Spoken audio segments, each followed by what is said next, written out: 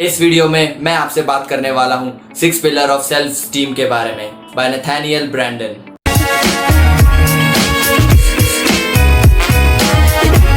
Self esteem का मतलब है कि आप अपने बारे में क्या सोचते हैं और इसके दो पार्ट हैं। पहला सेल्फ एथिकेसी, इसका मतलब है कि आप ये विश्वास करते हैं कि लाइफ में जितने भी चैलेंजेस आएंगे उनको फेस करने की एबिलिटीज आप में है।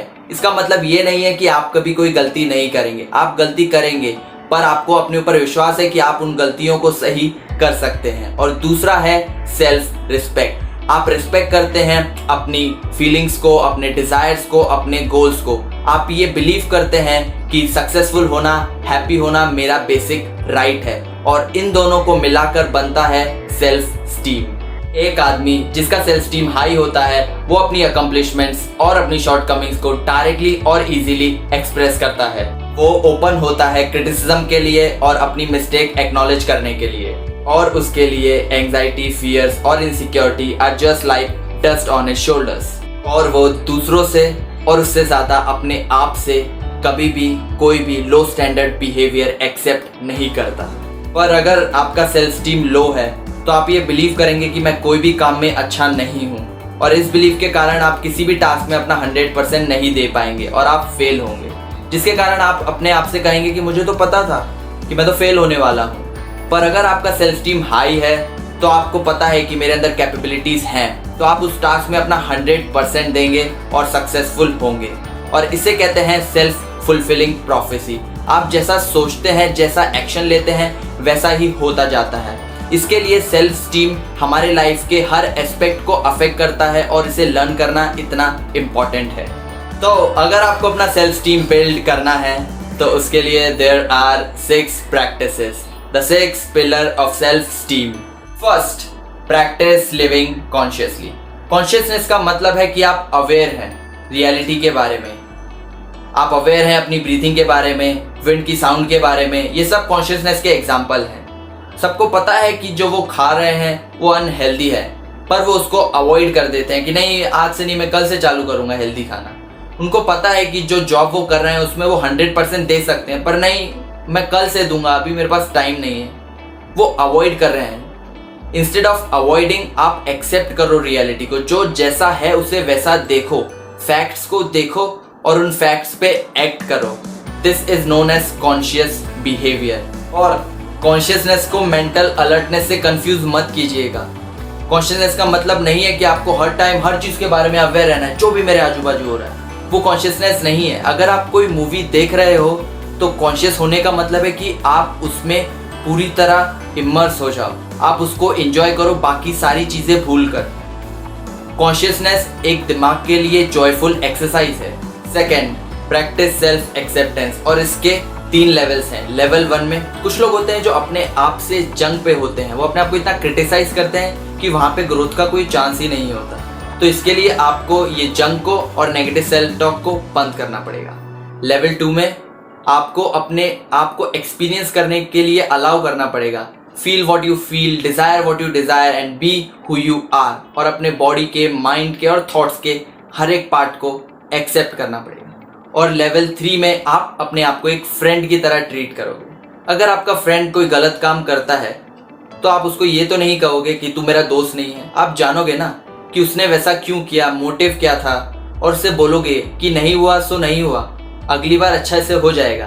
तो वैसे ही अपने आप को ट्रीट करो। और कोई भी आपकी नेगेटिव फीलिंग हो तो इसका मतलब नहीं है कि आप उसको लाइक करो। अगर आप ओवरवेट हो तो आप उसको लाइक नहीं करते हो, पर आप उसको एक्सेप्ट कर सकते हो। और अगर आप एक्सेप्ट करोगे तभी आप ग्रो कर पाओगे, क्योंकि अगर आप उसको डिनाई कर दोगे तो आपको पता ही नहीं होगा कि मुझे क्या अचीव करना है, कहाँ से स्टार्ट करना है। So start accepting yourself. Third, practice of self responsibility. अगर आपको हैप्पीनेस फील करनी है, लाइफ में सक्सेसफुल होना है, तो आपको अपनी लाइफ का 100% कंट्रोल होना चाहिए, जिसका मतलब है कि आप अपनी लाइफ की 100% रिस्पॉन्सिबिलिटी लें। लोगों को अच्छा लगता है दूसरों को ब्लेम करना, एक्सटर्नल सर्कमस्टेंसेस पे सब डाल देना, पर दूसरों को ब्लेम करके आप अपना रिमोट कंट्रोल पावर उनके हाथ में दे रहे हो। वो आपको कुछ भी कहें, रिमोट का बटन दबाए और आप गुस्सा हो जाओगे। वो आपको अच्छा कहें, बटन दबाए और आप अच्छा फील करने लगोगे। तो उसको छोड़ के आप रिमोट अपने हाथ में लीजिए और अपने फीलिंग्स के लिए, अपने एक्शंस के लिए खुद को रिस्पॉन्सिबल ठहराएं, क्योंकि खुद को रिस्पॉन्सिबल ठहरा के पावर आपके हाथ में होती है और आप फील करेंगे कि जब मेरे पास पावर होती है तब मैं एक्सटर्नल सर्कमस्टेंसेस के जितने भी चैलेंजेस होते हैं मैं उनको ओवरकम कर सकता हूँ। वो आपका सेल्फ स्टीम बढ़ाएगा। और ये बहुत बड़ा मिथ है कि कोई आएगा भगवान का अवतार जो मुझे बचाएगा। ऐसा कुछ नहीं होने वाला है। आपको अपने डिज़ायर को खुद फुलफिल करना पड़ेगा। कोई दूसरा आपका नौकर नहीं है। आपके प्लेजर्स को फुलफिल करने इस दुनिया में कोई नहीं आया है, वो आपको खुद करना पड़ेगा। Fourth, practice of self assertiveness. क्या आप मिरर में देख के फुल कॉन्फिडेंस के साथ ये कह सकते हो that yes I have the right to live? बहुत लोग नहीं कह सकते। उनके थॉट्स, माइंड्स और इमोशंस में एक डिस्कम्फर्ट होगा, क्योंकि वह सोचते ही नहीं है कि उनके पास राइट है जीने का। वो हमेशा ये सोचते हैं कि मैं किसी को कभी हर्ट ना कर दूं, कुछ उल्टा ना बोल दूं, कुछ गलत ना हो जाए, क्योंकि वो डरते हैं कि लोग उन्हें जज करेंगे। कोई नेगेटिव फीलिंग वो फेस नहीं करना चाहते, because they have trouble asserting themselves. Self assertiveness का मतलब है कि आप अपने डिज़ायर, अपने गोल्स, अपनी वांट्स, अपनी नीड्स को ऑनर करते हो और उन्हें एक्सप्रेस करते हो एक एप्रोप्रिएट वे में। इसका मतलब है कि ये एक प्रैक्टिस है, practice of being who you are and respecting yourself in every human interaction. पर जब भी आप अपने आप को डिनाई करते हो, अपने नीड्स को, अपने वांट्स को या अपने डिज़ायर्स को डिनाई करते हो, तो आप अपने आप से बिट्रे कर रहे हो, अपने आप को ही धोखा दे रहे हो। और अगर आपके अंदर कोई प्लान है तो आप उसको एक्सप्रेस करने की बजाय, और अगर आप उसको एक्सप्रेस भी करते हो और उसके लिए फाइट नहीं करते हो, तभी भी आप अपने आप से धोखा कर रहे हो, किसी और से नहीं। तो अपने डिज़ायर्स को एक्सप्रेस करो एक एप्रोप्रिएट वे में, क्योंकि कोई दुनिया आप पे जुल्म नहीं कर रही है। ये जुल्म आप अपने आप पे कर रहे हो by denying your desires and your wants. Fifth, practice living purposefully.